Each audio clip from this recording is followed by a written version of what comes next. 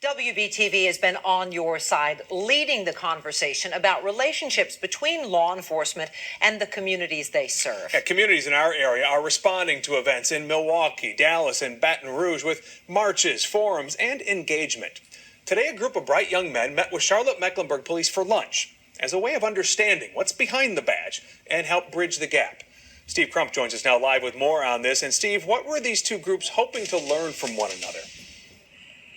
Well, Jamie, as you know, we've learned that honest conversations can and do go a long way in this community, far as clearing the air in many respects. And what happened today allowed people to take issues from a very different perspective. How you doing? Good. The open door at Dressler's Restaurant symbolizes a gateway linking a community in search of common ground. We want to make sure if something does happen, we have already established the bonds and the bridges, so we can come and have a conversation. Conversations initiated by Charlotte's Young Black Male Leadership Alliance have the goal of bringing diverse voices under one roof. Invitations went out to 20 YBM members, 20 CMPD officers, and community leaders who filled the remaining seats. It was the brainchild of Philip O'Berry student Destin Peoples. We all live in Charlotte. We're all people. We all don't want conflict in our community. We all want our community to be great. The timing of the decision is key based on what's playing out this week in Milwaukee.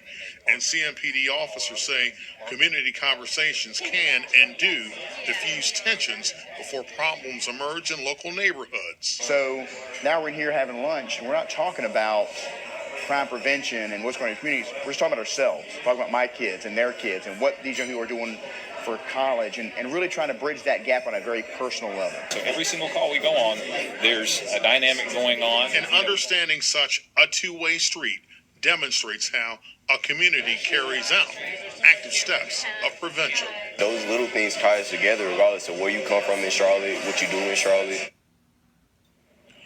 Now, that conversation is part of an ongoing dialogue, and to be quite honest here, some of those folks from that organization had already established relationships with members of CMPD prior to today's luncheon, proof that some things are happening already to make this community move forward.